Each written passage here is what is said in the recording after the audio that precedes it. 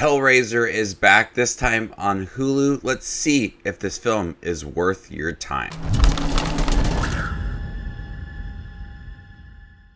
Hey everybody, my name's Justin here. I try to watch everything that hits theaters and on streaming services just like Hulu. If you guys are like me, make sure to hit that subscribe button down below for more up-and-coming content. A young woman struggling with addiction comes into possession of an ancient puzzle box, unaware that its purpose is to summon the Cenobites. Now, I have not seen every single Hellraiser film. I've seen most of them, but I was looking forward to this take on Clive Barker's 1987 horror classic, which I really do love. It is a great film.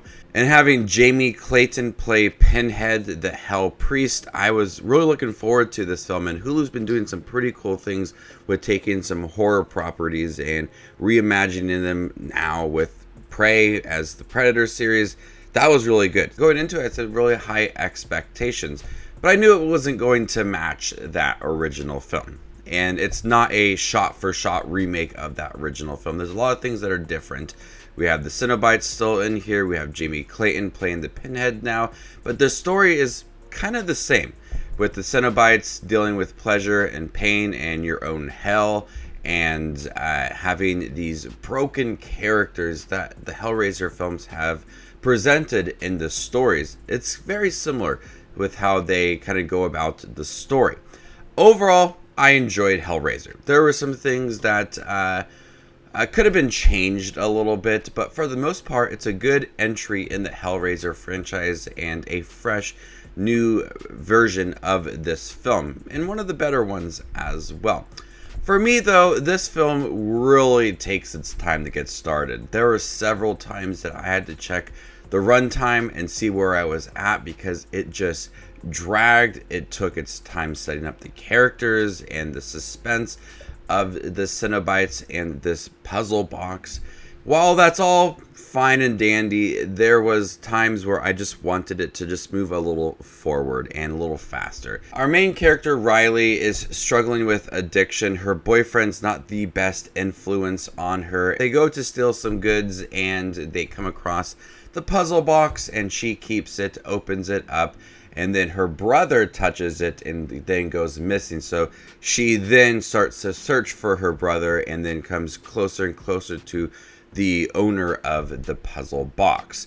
A good hour of the film is dedicated to Riley, her developed as a character, the puzzle box, and the mysteries surrounding it all. Because I thought that was good because the Hellraiser films have really taken characters that are broken and adding a lot of development to them to where you sympathize for them and you really are starting to root for them. I like Riley as a character, but I feel like there was just a little too much.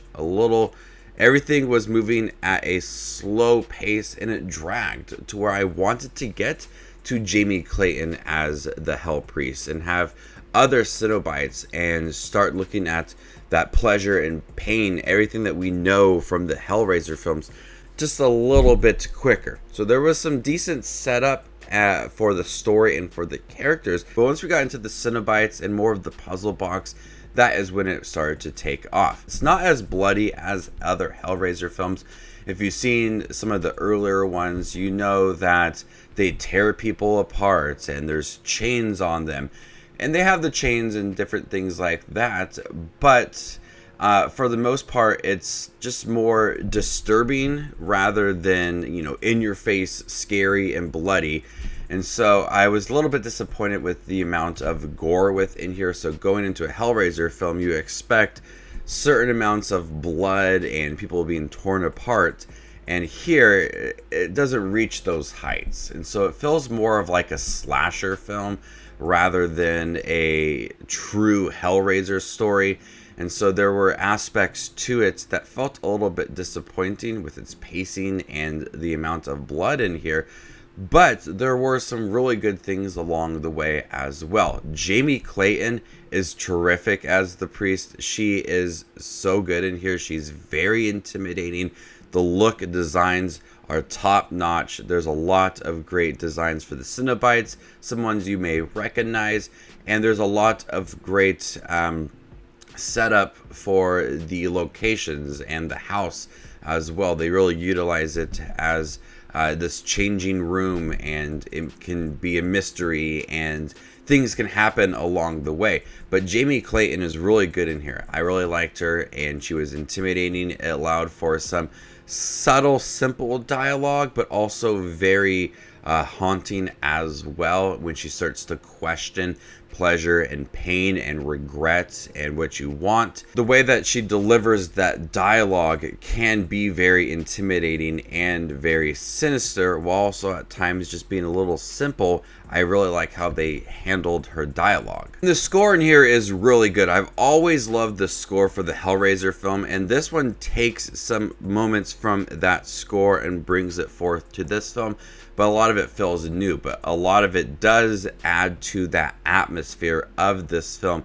When we get to like the last 45 minutes, and it's really in one location, and when you have that score going on in this room that's changing, and the Cenobites and a lot of blood and everything, that's when it becomes darker, thrilling, and much more of a Hellraiser film. So, there's aspects of it that I did like, aspects of it that I found to be disappointing and, dragged a little bit. They could have got to some of the more darker moments for the Hellraiser film a little earlier on. But for the most part, I do think that it's a step in the right direction.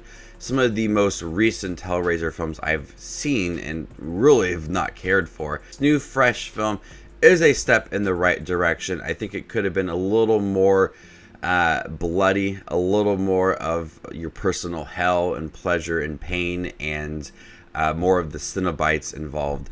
Because at times it did feel like a slasher film with the Cenobites, and we've known the Cenobites to kind of take a step back and let the people involved create their own hell and then die that way.